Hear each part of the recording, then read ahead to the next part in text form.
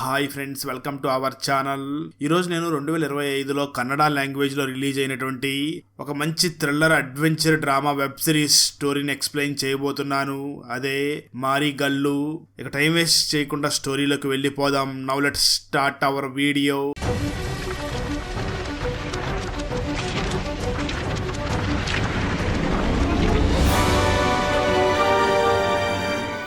Video start చేసే ముందు మన ఛానల్లో లాస్ట్ వీడియోకి వచ్చిన బెస్ట్ కామెంట్ ఏమిటో చూద్దాం. అండ్ ఈ కామెంట్ నేను పర్సనల్గా సెలెక్ట్ చేసింది అయితే కాదు, సాఫ్ట్వేర్ ఆటోమేటిక్గా ఈ వీడియోని లైక్ చేసి కామెంట్ చేసిన బెస్ట్ కామెంట్ని ర్యాండమ్గా సెలెక్ట్ చేస్తుంది. So keep commenting. నెక్స్ట్ మీ కామెంటే సెలెక్ట్ అయ్యే ఛాన్స్ ఉంది. And thanks for commenting. Now let's start our video. Open చేస్తే మూవీ స్టార్టింగ్ సీన్లోని అడవిలో ఒక 5 మంది గుప్త నిధుల్ని తీసుకుని అక్కడి నుంచి బయటికి వెళ్ళబోతూ ఉంటారు. ఇక్కడే మనకు వాయిస్ ఓవర్లో ఈ అడవిలో ఉన్నటువంటి మారి అనే దేవత ఈ గుప్త నిధుల్ని కాపలా ఉంటూ ఉంటుంది. ఎవరో కూడా ఈ గుప్త నిధుల్ని చూడలేరు.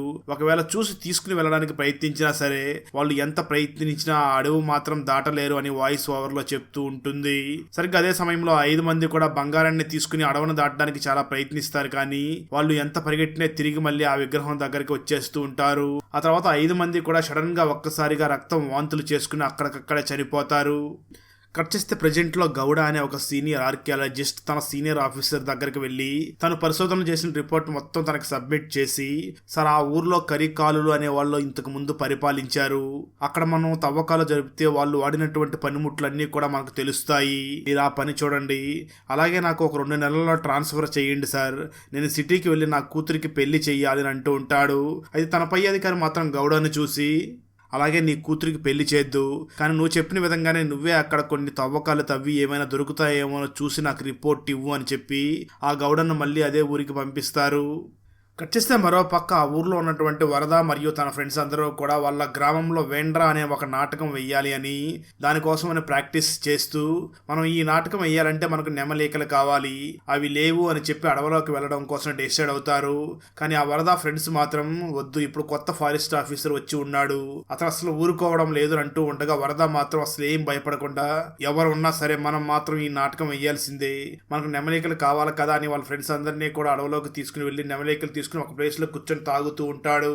సరిగ్గా అదే సమయంలో ఫారెస్ట్ ఆఫీసర్ గన్ను తీసుకుని వాళ్ళ దగ్గరికి వచ్చి, మీరు నెమల్ని చంపే కదా ఈకల్ని తీసుకున్నారు అని చెప్పి వాళ్ళందరినీ కూడా అరెస్ట్ చేసి స్టేషన్ కి తీసుకుని వెళ్లిపోతాడు. ఈ విషయం తెలుసుకున్నటువంటి గ్రామ సర్పంచ్ వెంటనే వాళ్ళని చూడడం కోసం స్టేషన్ దగ్గరికి వచ్చి అక్కడ ఉన్నటువంటి ఫారెస్ట్ ఆఫీసర్ ని చూసి, చూడండి ఆఫీసర్, మీ రూల్స్ మీకుంటాయి, కానీ మా గ్రామానికంటూ కొన్ని ఆచారాలు కట్టుబాట్లు కూడా ఉంటాయి. మేము ఈ నాటకాన్ని గత 500 సంవత్సరాల నుంచి కూడా చేస్తున్నాం. మేము ఆ నాటకం ఆడడానికి నెమలికలు ఖచ్చితంగా కావాలి. అయినా మా వాళ్ళు ఏమి నెమల్ని చంపి ఈ నెమలికలు తీసుకోలేదు, అడవిలో ఉన్న వాటినే కదా తీసుకుని వచ్చింది. అయినా నువ్వు ఇక్కడ కొత్తగా వచ్చినప్పుడు ఊర్లో ఎవరు ఎలాంటి వాళ్ళో తెలుసుకోవాలి అని ఆ ఆఫీసర్కి వార్నింగ్ ఇచ్చి తన మనుషులందరినీ కూడా అక్కడి నుంచి తీసుకుని వెళ్ళిపోతాడు. వచ్చేస్తే ఇక్కడే మనకు ఆ గ్రామంలో ఉన్నటువంటి గ్రామ దేవతను చూపిస్తారు. అక్కడ 2 పూజారులు పూజ చేస్తూ ఉండగా ఒక పూజారి ఒంటిలోకి దేవుడు వచ్చి అక్కడ చాలా నాట్యం చేస్తూ సడన్ గా పరిగెట్టుకుంటూ అక్కడ ఉన్నటువంటి గ్రామ సర్పంచ్ దగ్గరికి వెళ్ళి, మన ఊరికి ఎవరో కొత్తగా వచ్చారు, ఏదో పరిశోధనలు చేస్తున్నారు అంటూ ఉంటాడు. ఆ మాటలు విన్న సర్పంచ్ వెంటనే ఎవరు మన ఊర్లో కొత్తగా వచ్చారు అని ఎంక్వైరీ చేయగా ఆ సీనియర్ ఆర్కియాలజిస్ట్ అయినటువంటి గౌడే పరిశోధనలు చేయడానికి కోసం అక్కడికి వచ్చి ఉంటాడు. దాంతో సర్పంచ్ ఆ గౌడ్ని చూసి, అసలు నువ్వు ఎవరు పర్మిషన్ తీసుకుని ఇక్కడికి వచ్చావు, నువ్వు పర్మిషన్ లేకుండా మా ఊర్లోకి రావద్దు అని గొడవ చేస్తూ ఉంటాడు. దాంతో ఆ గౌడ సమాధానం చెప్తూ, నేను సెంట్రల్ గవర్నమెంట్ ఎంప్లాయీని, నేను ఇక్కడికి రావడానికి ఎవరు పర్మిషన్ కూడా అవసరం లేదు, మీరు నా పనికి అడ్డొస్తే మాత్రం పోలీసులు తీసుకెళ్లి లోపల వేస్తారు అని అంటూ ఉంటాడు. ఇంతలో అక్కడికి వరద వచ్చి తను కూడా గొడవ చేయడంతో గౌడ ఆ వరదాన్ని కొట్టి అక్కడికి వచ్చిన ఊరి జనాలందరికీ కూడా క్లియర్ గా ఎక్స్ప్లెయిన్ చేస్తూ, నేను మిమ్మల్ని ఎవరిని కూడా డిస్టర్బ్ చేయను, మీరెవరో కూడా నా పనికి అడ్డు రావద్దు, నా పని నేను చూసుకుని వెళ్ళిపోతాను అని అర్థమయ్యేలాగా చెప్తాడు. ఇది మొత్తం విన్నటువంటి సర్పంచ్ వెంటనే సీక్రెట్ గా ఆ గౌడ దగ్గరికి వెళ్ళి, సరే నీ పరిశోధన నువ్వు చూసుకో, నీకేదో దొరికినా సరే మొదటగా నాకే చెప్పాలి అని చెప్పి అక్కడి నుంచి ఇంటికి వెళ్ళిపోతాడు. ఆ తర్వాత ప్రెసిడెంట్ ఇంట్లో కూర్చుని ఉండగా తన ఇంట్లో చాలా పురాతనమైన వస్తువులు ఉంటాయి. అప్పుడే అక్కడికి వచ్చినటువంటి వరద ఫాదర్ అక్కడ ఉన్నటువంటి సర్పంచ్ని చూసి, అయ్యగారు మీ ఇంట్లో ఉన్నటువంటి ఈ రాయి లాంటిదే నాకు కూడా మా ఇంటి ఏరియాలో ఒకటి దొరికింది, దాన్ని తీసుకుని వెళ్ళి నేను ఇస్తే నాకు ఒక క్వార్టర్ బాటిల్ మాత్రమే ఇచ్చాడు అని అంటాడు. ఆ మాటలు విన్నటువంటి ప్రెసిడెంట్ వెంటనే ఆ వరద ఫాదర్ ని చూసి, ఇంకోసారి నీకు అలాంటి రాయి దొరికితే ఖచ్చితంగా నా దగ్గరికి తీసుకుని వచ్చి ఇవ్వు, నీకు 100 రూపాయలు ఇస్తాను అని అంటాడు. నిజానికి అది 1980 కాలం కావడంతో అప్పుడు 100 రూపాయలు చాలా ఎక్కువ కావడంతో వరద ఫాదర్ సర్పంచ్ ని చూసి, ఖచ్చితంగా ఈసారి నాకు అలాంటి రాయి దొరికితే మీ దగ్గరికే తీసుకుని వస్తాను అని మాటిస్తూ ఉంటాడు. ఇక్కడ మనకు ఆ రాళ్ల గురించి కూడా వివరించడం జరుగుతుంది. నిజానికి ఆ ఏరియాని కరికాలలు పరిపాలించిన కాలంలో గుప్త నిధులు ఎక్కడ ఉన్నాయో ఆ రాళ్ల మీదనే రాసి పెట్టి ఉంటారు. వాళ్ళు గుప్త నిధుల్ని ఏ ప్లేస్ లో దాచిపెట్టారో ఇలాంటి చాలా రాళ్ళు మీదనే ఆ రహస్యాన్ని రాసి ఉంటారు. ఇదంతా కూడా సర్పంచ్ ఒక పాత గ్రంథంలో చదివి తెలుసుకుని అప్పటి నుంచి కూడా ఆ గుప్త నిధుల్ని కైవసం చేసుకోవాలి అని ఇలాంటి రాళ్ళన్నిటిని కూడా సేకరిస్తూ ఉంటాడు. కట్ చేస్తే ప్రెజెంట్ లో వరద చెల్లెలికి పెళ్లి ఫిక్స్ అవడంతో తన చెల్లి పెళ్లి ఎలా చెయ్యాలని ఆలోచిస్తూ ఉంటాడు. దాంతో వరద వెంటనే తన ఫ్రెండ్ అయినటువంటి దయా దగ్గరికి వెళ్లి విషయం చెప్పడంతో దయా వరదాని చూసి, నా దగ్గర కొంత డబ్బులు ఉన్నాయి, అవి తీసుకుని వెళ్ళి చెల్లి పెళ్లి చెయ్యి అని అంటాడు. ఆ వెంటనే వరద తను వర్క్ చేస్తున్నటువంటి సర్పంచ్ దగ్గరికి వెళ్తాడు. అదే సమయంలో సర్పంచ్ కింద పడిపోయి ఉన్నాడు అని తెలుసుకుని అతని దగ్గరికి వెళ్లి పలకరిస్తూ ఉంటాడు. అప్పుడే సర్పంచ్ ఇంట్లో ఉన్నటువంటి పురాతనమైన వస్తువులను చూసి చాలా ఆశ్చర్యపోతూ ఆ తర్వాత సర్పంచ్ దగ్గరికి వెళ్లి, సార్ మా చెల్లెలికి పెళ్లి కుదిరింది, మీరు కొద్దిగా డబ్బు సహాయం చెయ్యాలని అడుగుతాడు. దానికి ఆ సర్పంచ్ చాలా కోపంగా వరదాన్ని చూసి, డబ్బులు లేనప్పుడు పెళ్లి చేయకూడదు, డబ్బులు సహా చేసుకున్న తర్వాతే పెళ్లి చేసుకోవాలి, అంతేకాని పెళ్లి కోసం డబ్బులు అప్పు చేయకూడదు అని తనను అవమానించి పంపించేస్తాడు. ఆ వెంటనే వరద మనం కష్టాల్లో ఉన్నప్పుడు సహాయం చేయని ఇతని దగ్గర మనం ఎందుకు ఇంకా పని చెయ్యాలి అనుకుంటూ ఉంటాడు. అదే సమయంలో ఒక స్వామీజీ అసలు వాళ్ళ ఊర్లో వేండ్ర నాటకం ఎందుకు వేస్తున్నారో అక్కడ ఉన్నటువంటి పిల్లలందరికీ కూడా చెప్తూ ఉంటాడు. ఈ గ్రామంలో ఉన్న ధనవంతులు పేదవాళ్ళకి ఎటువంటి సహాయం చేయకుండా ఉండేవాళ్ళు, ఎవరు కష్టాల్లో ఉన్నా అస్సలు పట్టించుకునే వాళ్ళు కాదు. అలాంటి సమయంలోనే దేవుడి యొక్క ఆశీర్వాదంతో ఒక వ్యక్తి ఉన్న వాళ్ళ దగ్గర దోచుకుని లేని వాళ్ళకి పంచిపెడుతూ ఉండేవాడు. అతనికి దేవుడి ఆశీర్వాదం కూడా చాలా మెండుగా లభించింది. అందుకోసమే మనం అతనికి జాతరలాగా చేసుకుంటూ నాటకం ఆడుతున్నాము అని చెప్తాడు. అది మొత్తం విన్నటువంటి వరద, నేను కూడా ఇప్పుడు చాలా కష్టాల్లో ఉన్నాను, నాకు కూడా ఎవరు సహాయం చేయడం లేదు, నేను కూడా ఎవరో ఒకరి దగ్గర దోపిడీ చెయ్యాలి అని డిసైడ్ అవుతూ ఉంటాడు. ఆ రోజు రాత్రి మొహం కనిపించకుండా సర్పంచ్ ఇంట్లోపలకి వెళ్ళిపోగా అక్కడ చాలా పురాతన రాయిలు ఉంటాయి. ఆ రాళ్ళల్లో ఒక రాయికి పసుపు క్లాత్ కూడా చుట్టి ఉండడంతో ఇదేదో బాగా ఇంపార్టెంట్ అనుకున్నటువంటి వరద ఆ రాయిని తీసుకుని అక్కడి నుంచి వెళ్ళిపోతాడు. అదే సమయంలో తన ఇంట్లోకి ఎవరో వచ్చారని గ్రహించినటువంటి సర్పంచ్ వెంటనే అక్కడికి వచ్చి చూసి అక్కడ ఉండవలసిన ఆ విలువైన రాయి మిస్ అయ్యింది అని తెలుసుకుని ఆ సర్పంచ్ చాలా షాక్ అవుతూ ఉంటాడు. దాంతో వరద ఆ రాయిని డైరెక్ట్ గా గౌడ దగ్గరికి తీసుకుని వెళ్ళగా అప్పటికే బాగా తాగేస్తున్నటువంటి గౌడ ఆ వరదని చూసి, ఆ రోజు నువ్వే కదా నాతో గొడవ పడింది, మళ్ళీ ఎందుకు నా దగ్గరకు వచ్చావు అని అంటూ ఉంటాడు.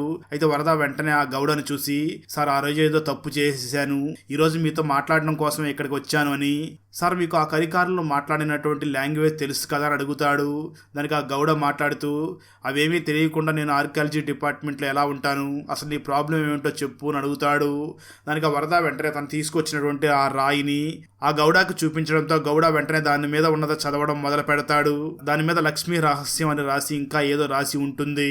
నిజానికి ఆ కరికాలు వాళ్ళు గుప్త నిధుల్ని ఎక్కడైతే దాచిపెట్టారో దానికి లక్ష్మీ రహస్యం అని పేరు పెట్టుకుని ఉండి ఉంటారు. అయితే ఆ రహస్యాన్ని చాలా బండరాళ్ల మీద రాసి ఉంటారు, కానీ ఆ ఏరియాలో గుప్త నిధులు ఉన్నాయని అందరూ అనుకుంటూ ఉంటారు, కానీ ఎక్కడ ఉన్నాయని మాత్రం ఎవరికీ తెలియకుండా ఉంటుంది. వాటి గురించి చెప్తూ ఆ గౌడ బాగా తాగి ఉండడంతో సడన్గా స్పృహ తప్పి కింద పడిపోతాడు. ఆ విషయం తెలుసుకున్నటువంటి వరద గుప్త నిధి లేదో మనకు దొరికితే మన లైఫ్ సెటిల్ అయిపోతుంది అని అనుకుంటూ ఉంటాడు. వచ్చేస్తే మరో పక్క ఆ గ్రామంలో ఉన్నటువంటి ఇద్దరు పూజారిలో ఒక పూజారి కొడుకు తన ఫాదర్ దగ్గరికి వచ్చి, నాన్న నేను ఈ ఊరు నుంచి పట్టణం వెళ్ళిపోయి బాగా డబ్బులు సంపాదించాలనుకుంటున్నాను, నేను బెంగళూరుకి వెళ్ళిపోవాలనుకుంటున్నాను అని అంటాడు. ఆ మాటలు విన్న తన ఫాదర్ తనని చాలా కోపంతో కొట్టి, అసలు ఏం మాట్లాడుతున్నావు, మన తాతల కాలం నుంచి కూడా ఈ ఊర్లోనే ఉంటూ మనం పూజారులుగా కొనసాగుతున్నాం, ఈ ఊరిని విడిచిపెట్టి ఎక్కడికి వెళ్ళడానికి నేను ఒప్పుకోను అని అంటాడు. దాంతో తన కొడుకు చాలా కోపంగా అక్కడి నుంచి బయటికి వెళ్ళిపోతూ ఉంటాడు. మరోపక్క ఆర్కియాలజిస్ట్ అయినటువంటి ఆ గౌడ కూడా తన పై అధికారిని కలిసి నాకు ఎలాగైనా ట్రాన్స్ఫర్ వచ్చేలాగా చెయ్యండి అని అంటూ ఉంటాడు. తన పై అధికారి కూడా గౌడని చూసి, నాకు ఒక 2 నెలల టైం ఇవ్వు, ఎలాగైనా ఖచ్చితంగా నేను ట్రాన్స్ఫర్ అయ్యేలాగా చేస్తాను అని అంటూ ఉంటాడు. మరోపక్క ఆ వరద మాత్రం సర్పంచ్ దగ్గర నుంచి ఆ రాయిని కొట్టేసి దాని గురించి ఎవరికీ చెప్పకుండా మళ్ళీ తన మీద డౌట్ రాకుండా ఆ సర్పంచ్ దగ్గర పని చేయడానికి వెళ్ళిపోతాడు. సర్పంచ్ ఆ రాయిని ఎవరు కొట్టేసి ఉంటారు అని ప్రతి ఒక్కరిని కూడా అనుమానిస్తూ ఉంటాడు. కట్ చేస్తే ఆ తర్వాత రోజు గౌడకి తన ఊర్లో రీసెర్చ్ చేస్తూ ఉండగా తనకి మళ్ళీ ఒక సీక్రెట్ రాయి దొరుకుతుంది. అది చూసినటువంటి గౌడ వెంటనే వరదాని పిలిచి, నాకు ఈ రోజు ఒక రాయి దొరికింది, నీ దగ్గర ఉన్న రాయిని కూడా తీసుకునిరా, మనకు ఆ గుప్త నిధి ఎక్కడ ఉందో సమాచారం తెలుస్తుందేమో అని చెప్పడంతో వరద వెంటనే తన దగ్గర ఉన్న రాయిని తీసుకుని వెళ్లి ఆ ఆర్కియాలజిస్ట్ అయినటువంటి ఆ గౌడకి ఇస్తాడు. గౌడ రెండింటిని చెక్ చేయగా అప్పుడే వాళ్ళకి అసలు ఆ గుప్త నిధి ఎక్కడ ఉందో తెలిసిపోతుంది. నిజానికి ఆ గుప్త నిధి వాళ్ళ ఊర్లో 2 చెరువులు కలిసే ప్లేస్ లో ఒక పెద్ద చెట్టు ఉంటుంది.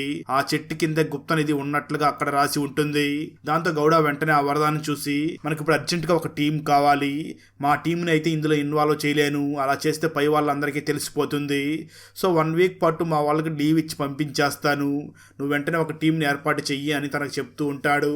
దాంతో వరద వెంటనే ఊర్లోకి వెళ్లి తన ఫ్రెండ్స్ అందరినీ కలిసి గుప్త నిధుల్ని బయటికి తీయడం కోసం కావాలి అని చెప్పకుండా గవర్నమెంట్ వాళ్ళకి ఏదో పని చెయ్యాలి, కొన్ని రోజుల పాటు మనం గవర్నమెంట్ వాళ్ళ దగ్గర పని చెయ్యాలి అని చెప్పి అందరినీ కూడా ఒప్పించి రెడీ చేస్తాడు.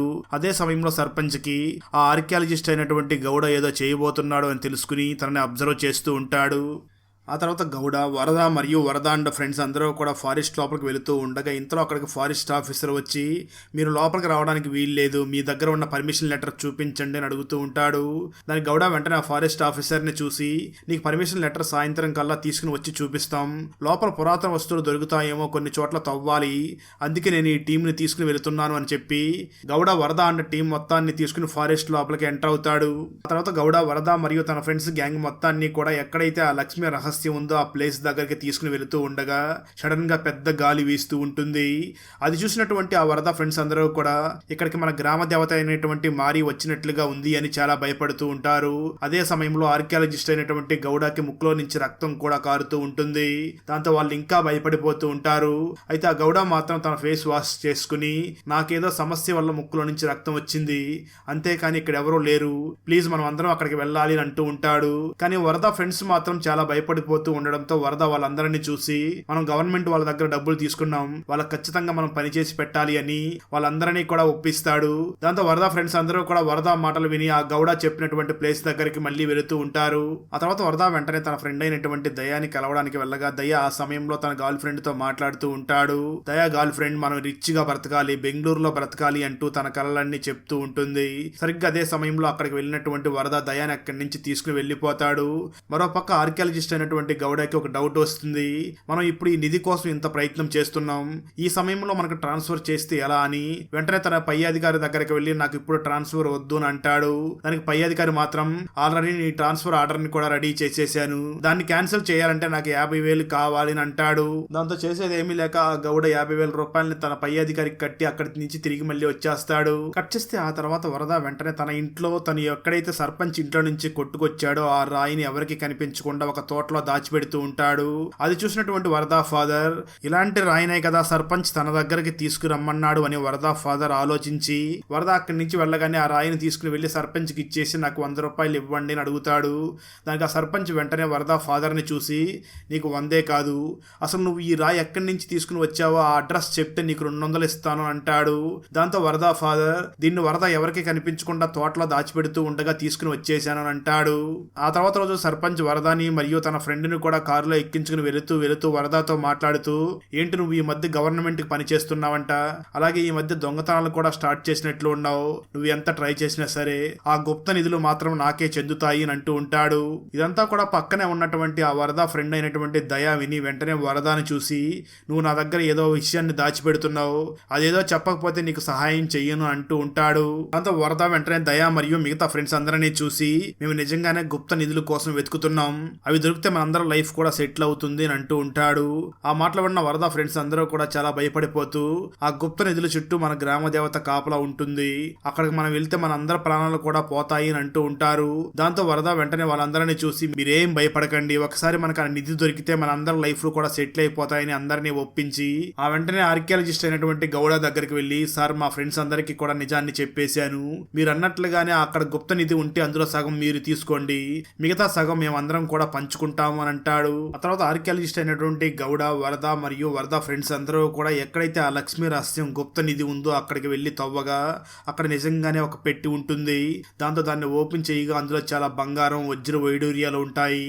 అది చూసిన వాళ్ళందరూ కూడా చాలా నవ్వుకుంటూ ఉంటారు.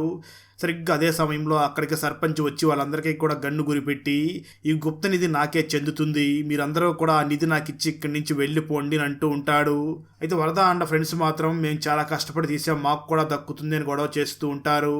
అలా వాళ్ళందరి మధ్య గొడవ అవుతూ ఉండడంతో గౌడ వెంటనే ఆ సర్పంచ్ని పక్కకి పిలిచి ఇలా గొడవ పడుతూ ఉంటే ఊర్లోని వాళ్ళందరూ కూడా ఇక్కడికి వచ్చేస్తారు, మనం అందరం కూడా సమానంగా పంచుకుందాం. ఆ తర్వాత వీళ్ళు పంచుకున్న బంగారం మొత్తం కూడా గ్రామస్తులకి దొరికిపోయేలాగా చేసి ఆ తర్వాత ఆ బంగారాన్ని కూడా మనం ఇద్దరం పంచుకుందాం అని అంటాడు. ఆ మాటలు విన్నటువంటి సర్పంచ్ గౌడ చెప్పినటువంటి ప్లాన్ కి ఓకే చెప్తాడు. ఆ తర్వాత వాళ్ళందరూ కూడా గుప్త నిధి ఉన్నటువంటి బాక్స్ ని అక్కడి నుంచి తీసుకుని వెళ్ళడానికి చాలా ప్రయత్నిస్తూ ఉంటారు, కానీ వాళ్ళకి దూరంగా గజ్జల సౌండ్ వినిపించడం, వాళ్ళు ఎంత ప్రయత్నించినా ఆ బాక్స్ ను మాత్రం అక్కడి నుంచి తీసుకుని వెళ్ళలేకపోతూ ఉంటారు. దాంతో ఆ వరద అండ్ ఫ్రెండ్స్ అందరూ కూడా ఇక్కడికి మారీ దేవత వచ్చేసినట్లుగా ఉంది అని చాలా భయపడిపోతూ ఉంటారు. అప్పుడు సర్పంచ్ వెంటనే వాళ్ళందరినీ చూసి, నేను ఇంతకుముందు ఒక పురాతన గ్రంథంలో చదివాను, ఇక్కడి నుంచి గుప్త నిధి తీసుకుని వెళ్ళాలి అంటే ఈ బాక్స్ కి ఒక బలి ఇవ్వాలి, వెంటనే ఇక్కడి నుంచి ఊర్లోకి వెళ్ళి ఏదైనా మేకనో లేదా గొర్రెనో తీసుకుని రండి అని అంటూ ఉంటాడు.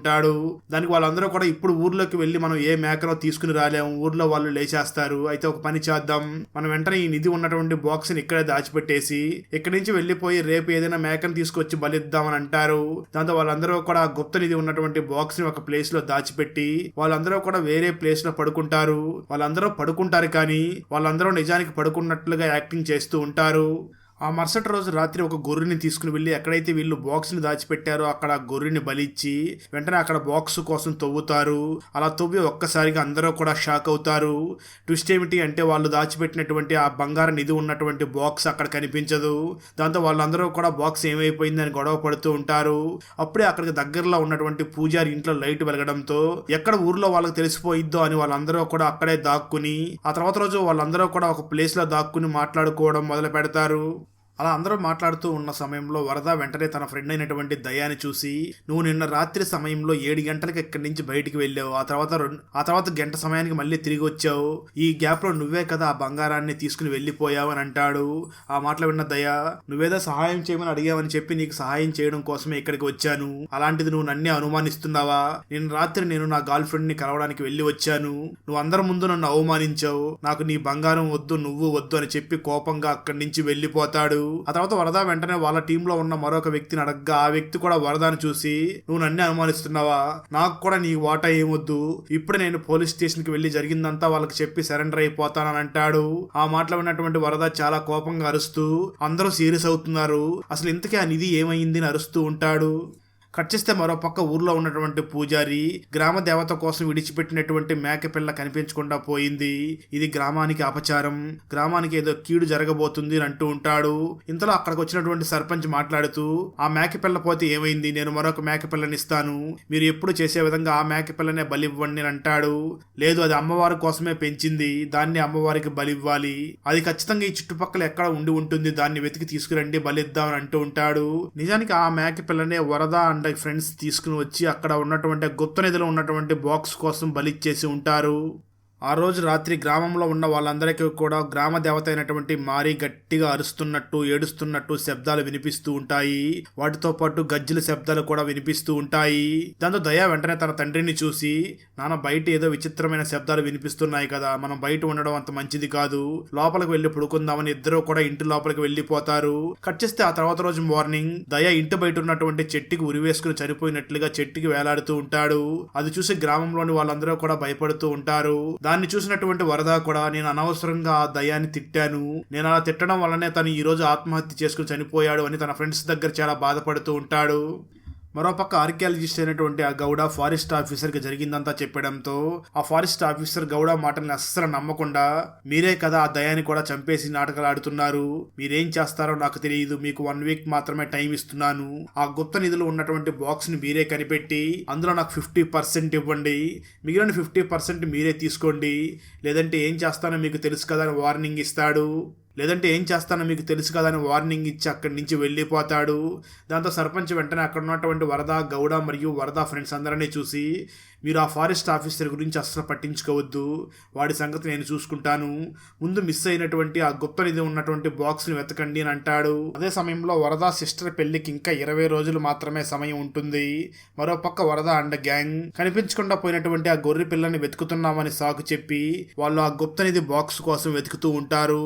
ఆ సమయంలోనే వరద అండ్ గ్యాంగ్ కి ఆ గుప్త నిధి బాక్స్ పంతులు ఇంటి దగ్గరలోనే మిస్ అయింది కదా. ఆ సమయంలో వాళ్ళ ఇంట్లో లైట్ కూడా వెలిగింది. అంటే ఆ పంతులు రాత్రి సమయంలో యూరిన్కి లేచినట్లుగా ఉన్నాడు. అప్పుడే మనం మాట్లాడుకున్న మాటలన్నీ విని మనం వెళ్ళిపోయిన తర్వాత తనే ఆ బాక్స్ని తీసుకుని వెళ్ళిపోయే అవకాశం కూడా ఉంది అని వాళ్ళందరూ కూడా ఆ పంతుల్ని అనుమానిస్తూ పంతుల్ని ఫాలో అవుతారు. కొంతసేపటి తర్వాత వీళ్ళందరికీ పంతులు ఆ పని చేయలేదు నిర్ధారించుకుంటారు. అయితే వీళ్ళు మాత్రం వాళ్ళ ప్రయత్నాన్ని ఆపకుండా ఆ బాక్స్ కోసం వెతుకుతూ ఉంటారు. మరోపక్క ఊర్లో ఉన్న వాళ్ళందరికీ కూడా ఊరు చుట్టూ ఏదో గజ్జలు సౌండ్ వస్తూ ఉంటుంది. అయితే ఈ వరద ఫ్రెండ్స్ లోని ఒక వ్యక్తి ఈ గజ్జల సౌండ్ ఎక్కడి నుంచి వస్తుంది అని కిటికీలో నుంచి చూడగా అక్కడ దున్నపోతు వెళుతూ ఉండగా ఆ దున్నపోతుకి గజ్జలు కట్టేసి ఉంటారు. ఆ తర్వాత పూజారి ఇక్కడ ఏదైనా పరిహారం చేయాలి అని అమ్మవారికి పూజ చేస్తూ ఉండగా ఎప్పట్లాగానే ఒక పూజారి ఒంటి మీదకి దేవుడు రావడంతో తను నాట్యం చేస్తూ అక్కడి నుంచి పరిగెట్టుకుంటూ వెళ్ళిపోతూ ఉంటాడు. దాంతో ఊర్లోని వాళ్ళందరూ కూడా తనని ఫాలో అవుతూ వెళ్ళగా ఎక్కడి నుంచి అయితే వీళ్ళు గుప్త నిధుల్ని బయటికి తీశారో ఆ గుంట దగ్గరికి వెళ్ళి అక్కడే తిరుగుతూ సైలెంట్ గా ఆగిపోతాడు. అది చూసినటువంటి గ్రామంలోని వాళ్ళందరూ కూడా ఇక్కడ ఎవరో గుప్త నిధుల్ని బయటికి తీయడం కోసం ప్రయత్నం చేసినట్లుగా ఉన్నారు అని గ్రామ ప్రజలందరూ కూడా అనుకుంటూ ఉంటారు. దాంతో ఆ మాటలు విన్నటువంటి గుప్త నిధుల్ని బయటికి తీసినటువంటి ఆర్కియాలజిస్ట్ అయినటువంటి గౌడ, వరద అలాగే వరద ఫ్రెండ్స్ అందరూ కూడా చాలా భయపడిపోతూ ఉంటారు. అదే సమయంలో ఫారెస్ట్ ఆఫీసర్ అక్కడికి వచ్చి మీకు ఇచ్చినటువంటి 1 వీక్ టైం అయిపోయింది, మీరు వెంటనే నాకు ఆ నిధిలో వాటా ఇవ్వండి లేదంటే గ్రామ ప్రజలకి జరిగిందంతా కూడా చెప్పేస్తానని బ్లాక్ మెయిల్ చేస్తూ ఉంటాడు. దాంతో వరద వెంటనే ఆ ఫారెస్ట్ ఆఫీసర్ ని కొట్టి ఒక రూమ్ లో బంధించి నీకు ఎన్నిసార్లు చెప్పాలి, మాకే ఆ నిధి దొరకలేదు, ఆ నిధి దొరికేంత వరకు నువ్వు ఈ రూమ్ లోనే ఉండు అని అక్కడ ఆ రూమ్ లో బంధించి వెళ్లిపోతారు. కట్ చేస్తే ఆ తర్వాత వరద ఫ్రెండ్ అయినటువంటి చనిపోయిన దయాకి తను చనిపోక ముందు ఊర్లో నాటకం వెయ్యాలి అని చాలా కోరిక ఉండి ఉంటుంది. దాంతో వరద ఫ్రెండ్స్ అందరూ కూడా దయాని ఆత్మని శాంతి కలిగించడం కోసం అక్కడ నాటకం వేస్తూ ఉంటారు. అలా నాటకం వేస్తూ ఉండగా సడన్ గా వరదకి దయ కనిపించి ఎందుకు నన్ను చంపేశావు అని అడుగుతూ ఉంటాడు. దాంతో ఆ వరద చాలా భయపడిపోతూ ఉంటాడు. సరిగ్గా అదే సమయంలో అక్కడికి చనిపోయినటువంటి దయా గర్ల్ ఫ్రెండ్ బుర్కా వేసుకుని అక్కడికి వచ్చి అక్కడి నుంచి ఒక దుకాణంలోకి వెళుతూ ఉంటుంది. వరద కూడా ఆ బుర్కా వేసుకుని వెళ్తున్నటువంటి ఆ అమ్మాయిని ఫాలో అయ్యి సీక్రెట్ గా తనని అబ్జర్వ్ చేస్తూ ఉంటాడు. అయితే ఆ అమ్మాయి ఒక బంగారం షాప్ లోకి వెళ్లి తన ఆ బాక్స్ లో నుంచి తీసుకువచ్చినటువంటి బంగారాన్ని అక్కడ ఉన్నటువంటి షాప్ లో వాళ్ళకి అమ్మబోతూ ఉంటుంది. అది చూసినటువంటి వరద పరిగెట్టుకుంటూ వెళ్లి ఆ అమ్మాయి చేతిలో ఉన్నటువంటి ఆ బంగారం నాణ్యాన్ని తీసుకుని ఇది నీకు ఎవరు ఇచ్చారు అని అడుగుతాడు. దానికి ఆ అమ్మాయి మాట్లాడుతూ నాకు దయ ఇచ్చాడు అని చెప్తుంది. ఆ మాటలు విన్న వరద ఒక్కసారిగా షాక్ అవుతాడు. వచ్చేస్తే ఆ తర్వాత వరద 2 రోజుల పాటు తన ఫ్రెండ్స్ కి కనిపించకపోవడంతో వాళ్ళందరూ కూడా వరదాని ఆ బాక్స్ ని కొట్టేసాడేమో అనుకుంటూ వెంటనే వరదాని రెడ్ హ్యాండెడ్ గా పట్టుకుంటారు. వాళ్ళు వెంటనే వరద దగ్గరికి వచ్చి నువ్వెందుకు ఈ విధంగా చేస్తున్నావు అని అడుగుతారు. దానికి వరద వెంటనే వాళ్ళ ఫ్రెండ్స్ అందరినీ చూసి నిజానికి నిధి ఉన్నటువంటి బాక్స్ ని దయానే దొంగతనం చేశాడు, ఆ తర్వాత దాంట్లో ఉన్నటువంటి కొన్ని నాణ్యాలని తీసుకుని వెళ్లి తన గర్ల్ ఫ్రెండ్ కి ఇచ్చాడు, ఆ తర్వాత తను చనిపోయాడు.